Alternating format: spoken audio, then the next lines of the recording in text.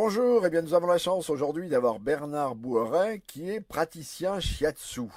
Alors praticien shiatsu, le nom est déjà un peu étonnant. Et ensuite, il est kinésithérapeute de formation. Bonjour Bernard. Bonjour, bonjour. Alors, qu'est-ce qui vous a amené d'une formation classique de kinésithérapeute à une pratique de shiatsu?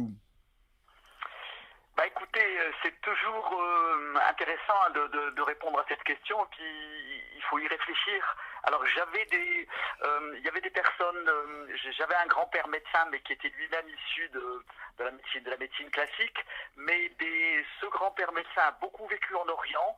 C'était mon grand-père maternel, et j'ai eu un autre grand-père également, un grand-père paternel, qui également lui aussi avait beaucoup vécu en Orient. Donc je pense que très très tôt, ça a impacté dans ma personne. J'ai eu également une initiation au judo quand j'étais petit, vers l'âge de 9-10 ans, qui m'a fait beaucoup aimer le Japon.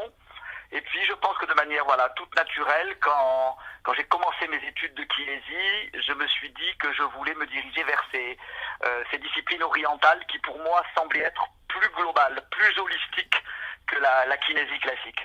Alors, bon, vous êtes tourné vers l'Orient, on l'a compris. Mais alors, en fait, je vais vous poser une question de béotien. C'est quoi le shiatsu? Alors le shiatsu est une technique manuelle, une discipline manuelle qui est issue de la médecine chinoise. Les Japonais l'ont codifié à leur manière parce que le shiatsu n'est pas du tuina, n'est pas du massage chinois, mais néanmoins il y a dans la discipline du shiatsu tous les fondamentaux de la médecine chinoise, les méridiens d'acupuncture, les mêmes points, les mêmes lois. Voilà, donc on peut dire que le praticien de shiatsu travaille sur ces fameuses lignes de méridiens sur lesquelles il y a des points, et ces mêmes points sont en liaison avec les organes internes. Voilà notre modus operandi. Alors, pratiquement, une séance de shiatsu, ça se passe comment? Une séance de shiatsu, une personne vient avec un problème particulier. Alors on trouve un petit peu beaucoup de choses, des choses très, très diverses.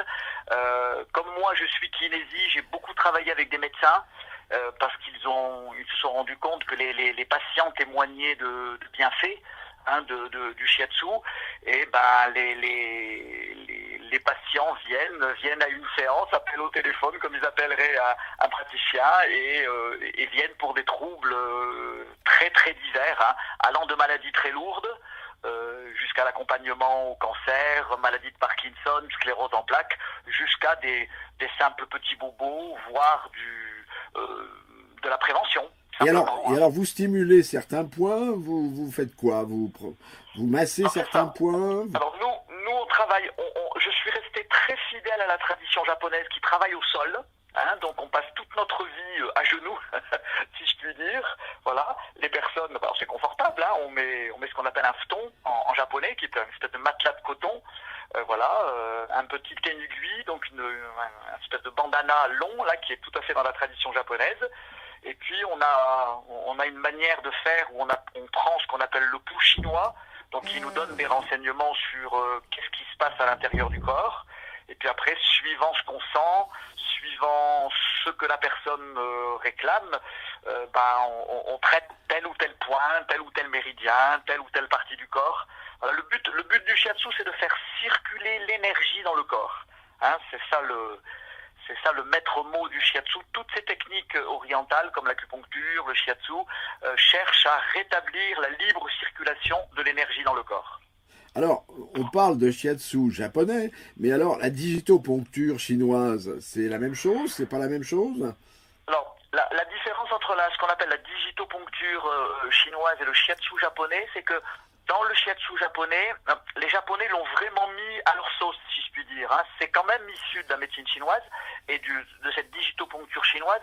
Mais en tout cas, pour l'école que j'ai faite au Japon, puisque je suis allé là-bas sur place, j'ai vécu avec dans la maison du maître, il y a une espèce de rythme, il y a quelque chose comme ça qui est... c'est pas quelque chose qu'on fait point par point. On descend les lignes avec un certain rythme, il y a tout un art de la gestuelle, un petit peu comme un musicien. Vous voyez, ça serait comme la différence entre jouer de la musique et pianoter note à note. Il y a vraiment tout un côté de rythme, de distance, de respiration. Enfin, il y a toute une façon de faire Il y a une qui approche s'apprend. plus spirituelle que la digitoponcture, peut-être plus technique. Alors peut-être aussi, c'est vrai que alors là aussi ça dépend des écoles japonaises, hein, parce qu'il y en a qui sont très entre guillemets matérialistes, très musculo-squelettiques. Hein. C'est quasiment, on pourrait dire, de la kiné énergétique. Pour ma part, j'ai préféré effectivement une vision plus spirituelle de l'homme, ce qu'on appelle l'homme entre ciel et terre, hein, cette verticalité de l'homme. Ça change pas mal de choses quand même. Hein. Alors, vous êtes installé à Paris, vous pratiquez dans quelles indications? Quelles sont les indications où le shiatsu peut vraiment rendre service? Alors réécrire, alors bon, ça c'est très très vaste. Alors ça veut pas dire bien évidemment que le shiatsu guérit tout le monde et qu'il va guérir toutes les pathologies, loin s'en faut. Par contre, on peut dire que le shiatsu peut accompagner vraiment beaucoup de troubles. Alors pour ma part, j'ai d'ailleurs écrit un vadémécum là-dessus où je raconte un petit peu dans le livre comment on peut soigner 108 pathologies. Donc ça va de acné à zona. Voilà. Mais vraiment, on peut vraiment accompagner beaucoup de troubles. C'est-à-dire des troubles féminins, de l'insomnie, constipation, troubles du dos, stress, toutes les maladies psychosomatiques. Voilà, parce que avec le shiatsu, on estime qu'il n'y a pas de séparation corps-esprit. Hein, on estime, ça c'est aussi le maître mot de toutes les médecines orientales. Il n'y a pas du tout de séparation comme on peut le faire nous en Occident. Il n'y a pas cette dichotomie corps-esprit. Du coup, on est toujours à la frontière des deux. On se dit qu'un trouble psychosomatique peut déranger les organes, mais que les organes en dysfonctionnement peuvent déranger la psyché. Voyez ? Donc du coup, on a une palette de soins qui est très très large. C'est ce que vous appelez un traitement global de l'individu. Voilà, c'est ça. Alors, Par exemple, oui, excusez-moi, pour citer un exemple, quelqu'un peut traiter. Bon, par exemple, les gens savent que je suis kiné, ils se disent bon, le bonhomme va essayer de me soigner un mal de dos, et puis se rendent compte que ce faisant, si ça se trouve, le shiatsu va plus les aider dans une assise émotionnelle, et du coup, ils vont complètement oublier le mal de dos, ils vont venir pour retrouver cet équilibre émotionnel. Voilà. et alors, un schéma thérapeutique, j'allais dire un schéma de soins, c'est sur combien de séances? Alors là aussi c'est variable. Quelquefois une séance suffit quand la personne a quelque chose qui requiert une urgence, quelque chose qui s'est mal passé, une mauvaise position la nuit, il peut y avoir un torticolis, une douleur passagère. La plupart du temps on demande quand même 4-5 séances pour faire un petit bilan, vous voyez, pour se dire quand même on va faire quelque chose de sérieux, parce qu'une séance on ne sait pas trop où on va. Puis si on fait qu'une séance, on n'apprend pas le métier, hein, on n'a pas de retour, voilà. Et puis parfois, pour des maladies, par exemple, moi ça fait 30 ans maintenant que j'accompagne des patients cancéreux.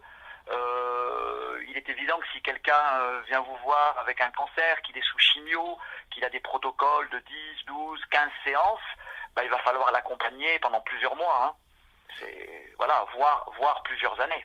Bon, ben écoutez, vous nous avez dit que vous aviez écrit un livre, alors dites-nous en plus, comment s'appelle-t-il? Alors j'ai écrit un premier livre en 2006 qui s'appelle L'art et la voix du shiatsu familial. Alors là je raconte comment on traite dans la famille, voilà, un protocole complet pour dire si vous voulez apprendre certaines choses. Voilà.